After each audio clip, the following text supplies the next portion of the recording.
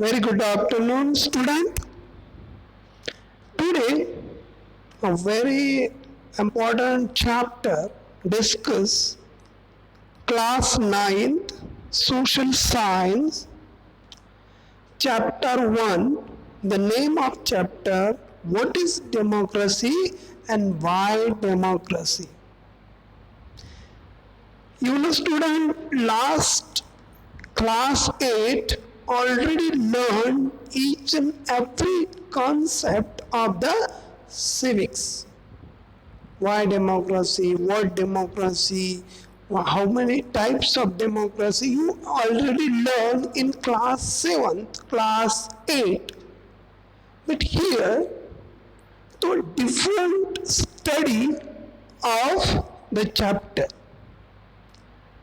Now, my dear student, it's a very interesting chapter of why democracy and what democracy.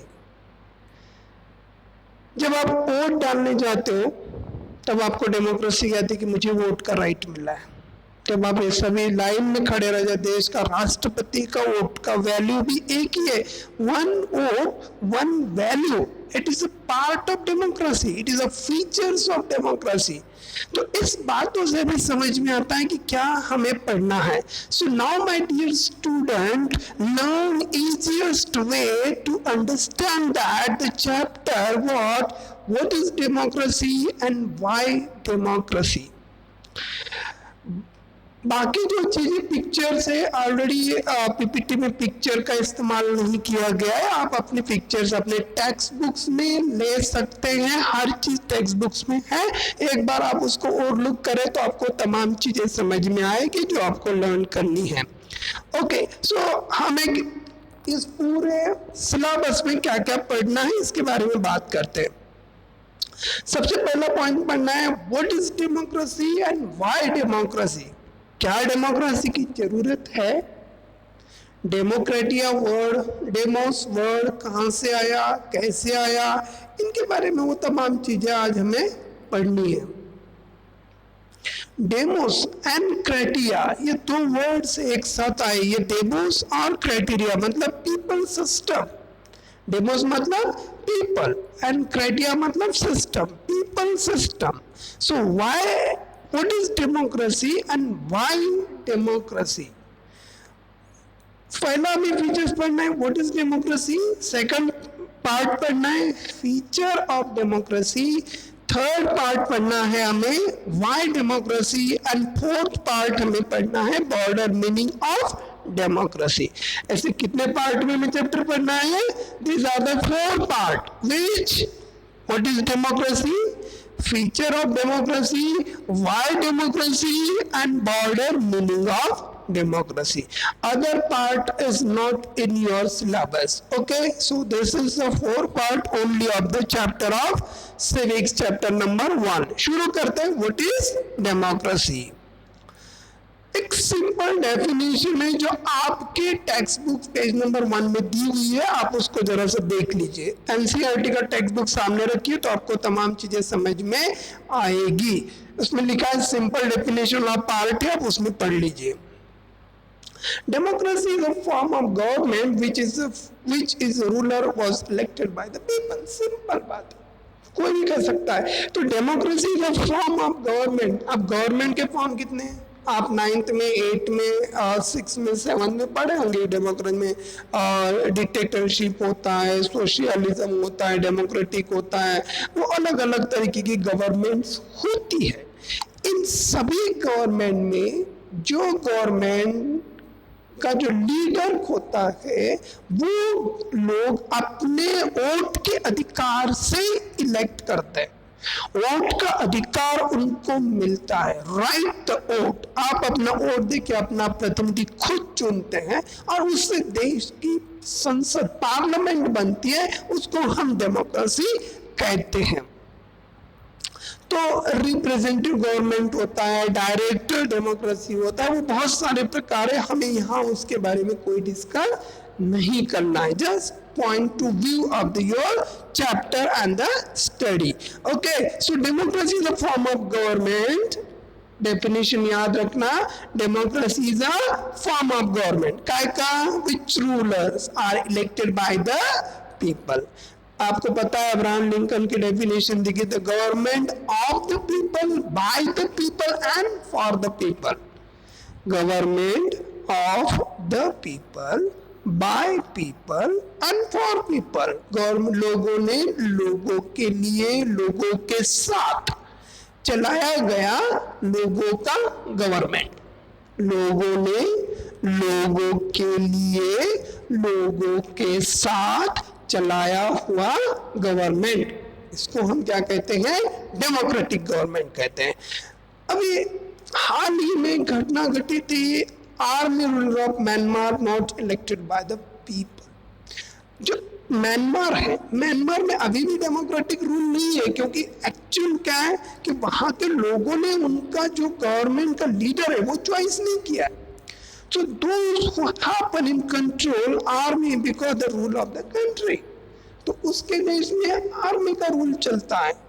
Pakistan हमारा जो neighbour country है, उसके जो परवरिश मुशर्रफ चॉइस हुई थी वो आर्मी लीडर थे, उन्होंने डेमोक्रेसी को बाहर रख के डिक्टेटरशिप वहां पे अप्लाई की थी। और एक बुक में दिया है पिनोशेट। पिनोशेट कौन से देश का प्रधानमंत्री था? पिनोशेट उस देश का नहीं, राष्ट्रपति था, वो Chile, European country near about. People had no say dictation, and dictator like Pinochet are not elected by the people. These also apply to monarchy. पिनोशेट ने क्या कर दिया, आपके बुक का एग्जाम्पल दे रहा हूं ना, आपके टेक्स्ट बुक्स का अंदर वाला एग्जाम्पल है। एक पिनोशेट जो चिली का सम्राट, चिली का राष्ट्रपति था, वो कई लोगों के द्वारा चॉइस नहीं हुआ था, तो वहां भी डेमोक्रेटिक कंट्री नहीं है। अभी अगर आप एग्जाम्पल देते हैं, आप एक स्टडी और लीजिए, Saudi Arabia. Saudi Arabia rule not when people is a choice them to do so, but because they happen to born into the royal family. King of Saudi Arabia, अब क्या होता है, सऊदी अरेबिया का king है, राजा है, वो कई लोगों के द्वारा चॉइस होता है क्या? नहीं होता है, तो वहां भी डेमोक्रेटिक कंट्री नहीं है। हमें डेफिनेशन ढूंढनी है। डेफिनेशन में पहला क्या वर्ड आता है? Democratic is a form of government in which the ruler are elected by the people, लोगों के द्वारा, लोगों के स्वार्थ और लोगों के लिए लोगों का गवर्नमेंट चॉइस करने का जो मांग होता है वो है democracy rule. Okay, now my dear student, so please listen 3 your case study in your text books. First is a Pinochet, second is a Myanmar. Myanmar में सीधा जो ब्रह्मदेश कहते हो आप, इंग्लिश में म्यांमार कहते हैं, उसे हिंदी में ब्रह्मदेश कहते हैं। एक्चुअली हमारी इंडिया का हमारी जो इंडिया का खास कर नेबर कंट्री है, जो हमारे ईस्ट साइड में आता है, इंडिया के इस साइड में पूरब दिशा में आता है, तो उसके चिली का गवर्नमेंट जो पिनोशेट चॉइस किया गया वो भी लोगों के द्वारा नहीं, वो सीधा डिक्टेटरशिप के थ्रू आया था, और इसलिए उस देश में कभी डेमोक्रेटिक रूल नहीं हो सकता। एंड सऊदी अरेबिया का किंग जो राजा चॉइस होता है वो भी एक रॉयल फैमिली से आता है, वो कभी गरीब लोगों को सऊदी अरेबिया का किंग होने का कोई चांस नहीं मिलता। So this is the 3 important case study in your text book. इसके ऊपर क्वेश्चन आता है, so please care about it. Features of democracy, क्या फीचर्स हैं? We have to start with a simple definition that democracy is a form of government, its ruler elected by the people. तो 3 question arise होते हैं। Features of democracy पढ़ने से पहले हमारे mind में 3 क्वेश्चन आनी चाहिए। या आपकी टेक्स्ट बुक्स में आप देख सकते हो, टेक्स्ट बुक सामने रखिए तो आपको तमाम चीजें समझ में आएगी। 3 चीजें आती है। एक रूलर, रूलर कौन हो सकते हैं भाई? लोगों के द्वारा इलेक्ट करना है क्या रॉयल फैमिली से आना है? Your question. जब रॉयल फैमिली से आता है तो डेमोक्रेसी है नहीं। अगर वो लोगों के द्वारा चॉइस होता है तो देश में डेमोक्रेसी है। तो उन चीजों को समझ लीजिए। Okay, so now my dear student, who are ruler of the definition? कौन रूलर है उसकी डेफिनेशन करनी पड़ेगी। Which official must be elected of any government to call of the democracy, क्या हर देश का चुना हुआ नुमाइंदा क्या होगा, तो क्या वो सभी देश में डेमोक्रेसी है? Question mark. मैं आपसे क्वेश्चन पूछ रहा हूं, क्या आप जवाब दे सकते हैं? पूछिए अपने आप से, क्या रूलर, चलो हमने लोगों को चॉइस कर दिया, तो क्या वो देश में डेमोक्रेसी है? लोगों के द्वारा चुना गया वो नुमाइंदा है, वहां पे बिठा दिया। लेकिन अगर अभी परवेज मुशर्रफ जब सिलेक्शन हुए थे तो लोगों के द्वारा हुए थे, लेकिन बाद में तो उन्होंने डिक्टेटरशिप लगाई थी, तो वो उन्होंने डेमोक्रेसी को खत्म कर दिया था। मतलब रूलर कौन होता है, रूलर कैसे होना चाहिए? This is the question mark of your mind. So give the solution of this one. So ruler in this definition with the official is must be elected of any government to call up democracy, which decision may be taken by non-elected official of the democracy। इन सभी चीजों को समझिए। दूसरा देखिए, एक leader हो गया, leader लोगों के द्वारा चॉइस होना चाहिए, नॉन डेमोक्रेटिक रूल के द्वारा वो नहीं चलना चाहिए, वो डेमोक्रेटिक रूल के द्वारा चले, तभी उस देश में डेमोक्रेसी एक रूल अप्लाई करती है। अदरवाइज वो भी देश डेमोक्रेटिक नहीं कहलाता है अगर वो लीडर डेमोक्रेटिक रूल पे नहीं चलता है। Second thing, what kind of election constitute democratic election? Which condition must be fulfilled of election to consider democratic? Are you agree with this statement? Which kind of election? Election कैसा होना चाहिए? Free and fair election होना चाहिए, बिना डर का election होना चाहिए। क्या जम्मू कश्मीर में इलेक्शन कभी फ्री एंड फेयर हो चुके थे? उनके ऊपर माइंड पर हमेशा जान जाने का खतरा रहता था। वहाँ के लीडर अगर इलेक्शन में खड़े रहते तो उनके ऊपर कभी भी उनका जानलेवा हमला हो सकता था। क्या उस एरिया में कभी भी डेमोक्रेटिक रूल अप्लाई हो सकता था? इसीलिए वहां पे आर्मी रूल चलाना पड़ता है। तो कहीं भी अगर इलेक्शन कमीशन अपने लेवल पर, अपने दम पर अगर वो इलेक्शन करवाने की हिम्मत रखता है, तब वो देश डेमोक्रेटिक कहलाता है। सेकंड क्वेश्चन, पहला लीडर कौन हो सकता है? लीडर अगर लोगों ने चॉइस किया लेकिन वो सही तरीके से चले तभी डेमोक्रेटिक गवर्नमेंट है। इलेक्शन अच्छी तरीके से हो, फ्री एंड फेयर हो, तभी वो देश का डेमोक्रेटिक कहलाता है। और तीसरा क्वेश्चन जो आता है खासकर, मतलब वोटर, तीन लोग, leader, election and voter. Voter कौन होता है? जो सबको राइट मिले। अगर सऊदी अरब की बात करें तो उन्हें तो कोई राइट ही नहीं मिला था। ये दो एग्जाम्पल हम देखते हैं। 2015 तक सऊदी अरेबिया वुमन को तो वोट का राइट ही नहीं था, अभी भी राइट नहीं है, अभी महिलाएं स्ट्रगल कर रही है। 1791 में फ्रेंच कॉन्स्टिट्यूशन अप्लाई हुआ, मतलब फ्रेंच को आजादी मिली, लेकिन क्या महिलाओं को अधिकार मिला? नथिंग। 1946 को महिलाओं को वोट का अधिकार मिला। इतना लंबा स्ट्रगल महिलाओं को वोट के अधिकार के द्वारा मिला। वोट के अधिकार लेने के लिए करना पड़ा, लेकिन हम खुशकिस्मत है कि डॉक्टर बी.आर. अम्बेडकर ने भारतीय राज्य घटने में उन चीजों को एक झटके में लागू, यूनिवर्सल एडल्ट फ्रेंचाइजी अप्लाई कर दी। यूनिवर्सल एडल्ट फ्रेंचाइजी का मतलब क्या होता है? Above 18 year get vote right of the people in live India in citizen of India. Bharat का हर नागरिक 18 साल के बाद वोट का अधिकार पाने का अधिकारी बनता है। One vote one value apply किया था इंडियन कॉन्स्टिट्यूशन में और सभी को मिला। न किसी को स्ट्रगल करने की जरूरत पड़ी, न किसी को अपना अधिकार लेने के लिए कहीं जेल जाने की जरूरत पड़ी। एक लाइन में सब देश में पूरी तरह से कॉन्स्टिट्यूशन लागू हुआ और उसमें वोट का राइट हमें मिला। तो ये उनका एक बहुत बड़ा कार्य था। Until 2015, Saudi Arabia women did not have the right to vote. Estonia एक एस्टोनिया भी देश है, पास है, यूरोपियन देश है, मेड द सॉरी अफ्रीकन देश है। Estonia citizenship rule in the way of belonging to Russian minority find it difficult to get the right to vote. जो एस्टोनिया देश है, उस एस्टोनिया देश में कुछ रशियन माइनॉरिटी लोग थे, उनको वोट का राइट नहीं था। आप देखते हो पावर शेयरिंग में श्रीलंका में श्रीलंकन तमिल और इंडियन तमिल और सिंहाली पीपल, इन तीनों में वोट के राइट के लिए 40 साल तक स्ट्रगल चला। क्या यूएसए में ब्लैक एंड व्हाइट पीपल दोनों का स्ट्रगल चला। नेल्सन मंडेला, उन्होंने अपने अधिकार के लिए स्ट्रगल किया। तो ये लोगों ने स्ट्रगल जो किया है वो वोट के अधिकार के लिए किया। वोट का अधिकार क्यों? क्योंकि तुम्हारी गवर्नमेंट तुम खुद चॉइस कर सकते हो, इसलिए वोट का अधिकार मिला गया। In democracy, each adult must have one vote, one value is a must of value. इसीलिए भारत में one vote, one value का नाम दिया गया।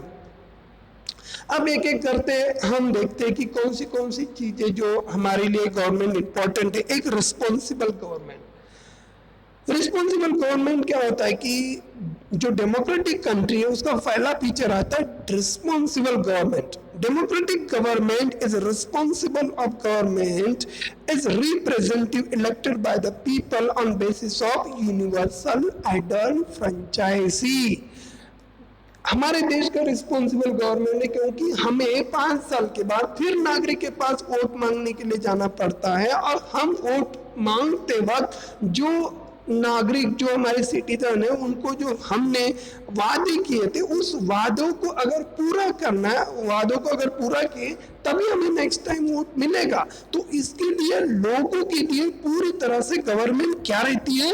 रिस्पॉन्सिबल रहती है। क्योंकि रिस्पॉन्सिबल इसीलिए है क्योंकि लोगों ने ही उनको चुन के इलेक्शन में भेज दिया था। तो ये बातें, और ये किस अधिकार पे? Universal adult franchise remain responsible people is a case they do not remain responsible before the people can change them during the next election. अगर नहीं करते तो चेंज कर देंगे। Possibility is good laws. Possibility होता है कि डेमोक्रेसी में पॉसिबिलिटी मानी जाती है कि अच्छे laws in democracy government respective representative how the direct relation to the people. एक गुड माना जाता है कि डेमोक्रेसी का जो रिलेशन है, डेमोक्रेटिक पीपल का जो उनके साथ जो रिलेशन है, वो रिलेशन एक अच्छा रिलेशन माना जाता है क्योंकि वहां के लोगों के द्वारा ही चॉइस किए गए। Direct relation to the voter, direct relation to the people of the citizen of the India. Okay, so therefore is to properly understand their problem and interest. They properly represent the interest of the people, assemblies, parliament, how the good law pass. और जो laws बनते हैं वो लोगों के लिए, मतलब social welfare को बनाए रखने के लिए ये पॉसिबिलिटीज ऑफ गुड लॉज हो सकता है। और ये डेमोक्रेसी का थर्ड फीचर्स है, बहुत इंपॉर्टेंट फीचर्स है। क्योंकि गुड लॉज हो सकते हैं क्योंकि लॉ किसके लिए बनते हैं? लोगों के लिए बनते हैं। और वो बनाने वाले कौन होते हैं? जो लोगों के द्वारा चॉइस होते हैं। अगर नहीं बनाओगे तो अगले साल आपको वोट नहीं मिलेगा। तो इसलिए सभी पॉलिटिकल लीडर अपने वोटर्स के लिए रिस्पॉन्सिबल रहते हैं, और उनके लिए जो लॉ बनाए जाते हैं वो लोगों के सोशल वेलफेयर को मेंटेन करने के लिए ही बनाए जाते हैं।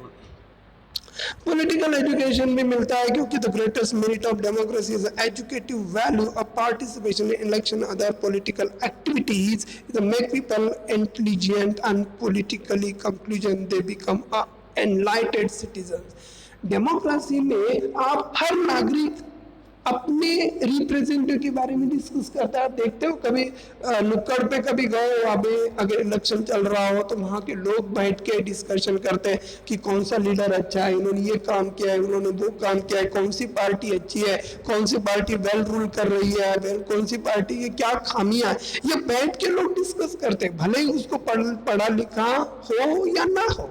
लेकिन वो बैठ के डिस्कस करते हैं उन चीजों के बारे में, कभी चौराहे पे बैठ के बात करते हैं, कभी स्पीच देते हैं, कभी बातें होती है। जब वोट करने से पहले बहुत सारी कैंपेन होती है, उस कैंपेन के आधार पर भी लोगों को पॉलिटिकल एजुकेशन मिलता है।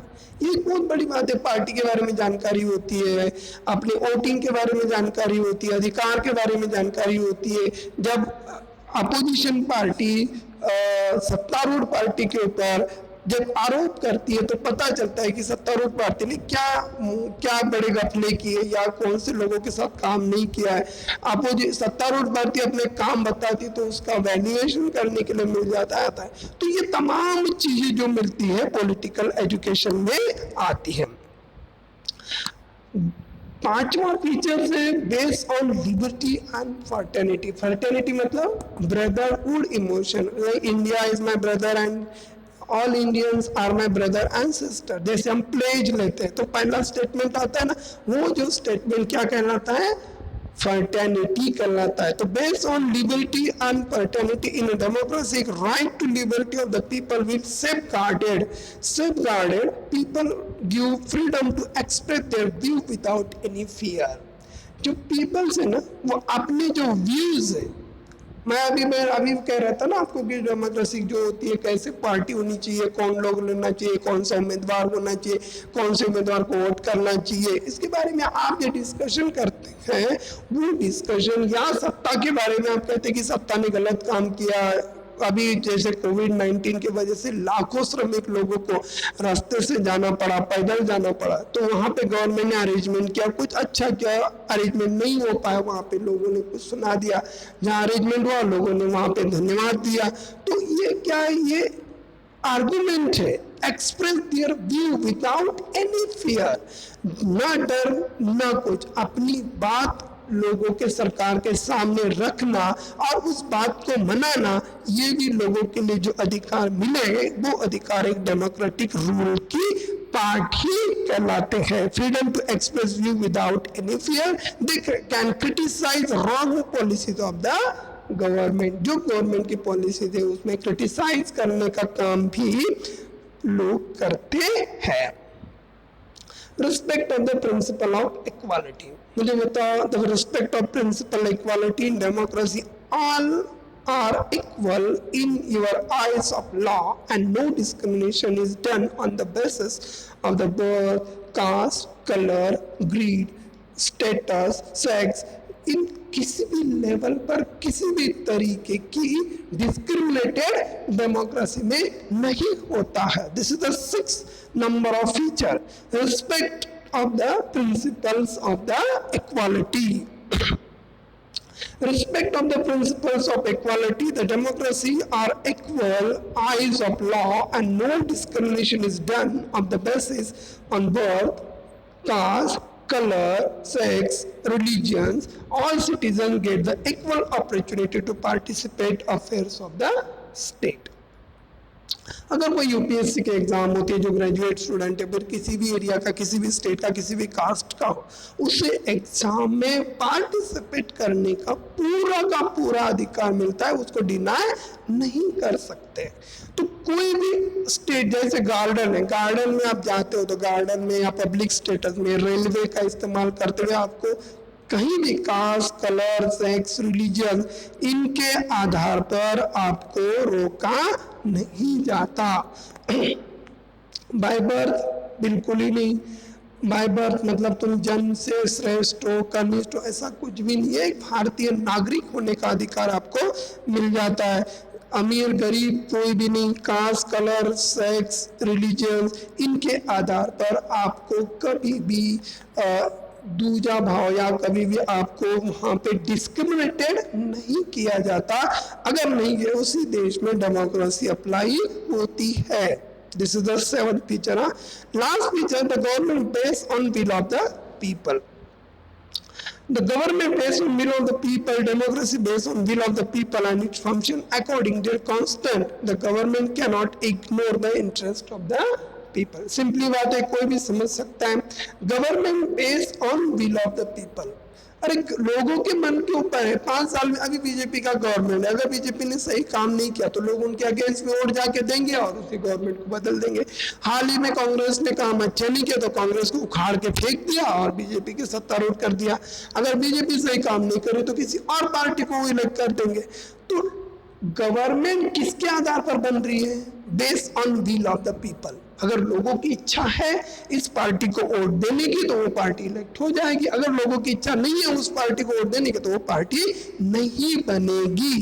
तो this is the very important part of the people's. तो government based on will of the people. So this is the features of democracy। एक एक features हम last recap में देखते हैं।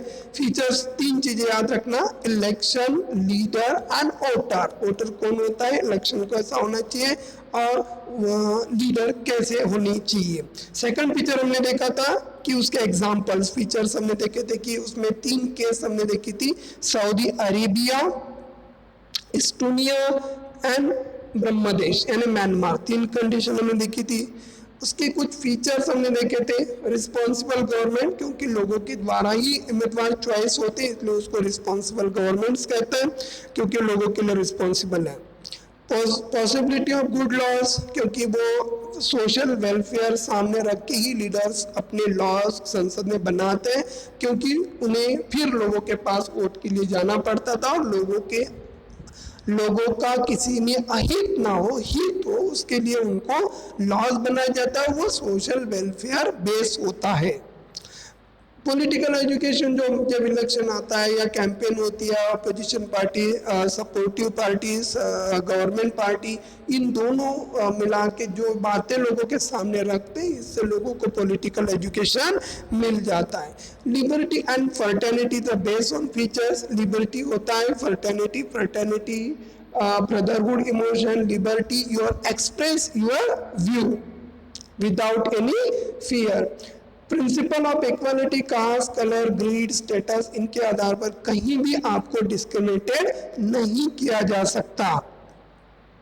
Government based on the people, और last में government जो बनी हुई है वो लोगों की इच्छा पर बनी है। लोगों की इच्छा नहीं है तो उस गवर्नमेंट को बदल भी सकती है।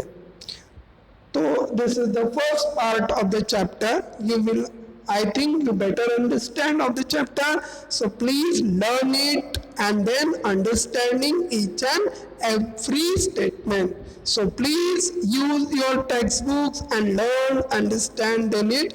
Afterward, you may be wait now second part of the chapter. तब तक के लिए आप इसको learn करके रखें।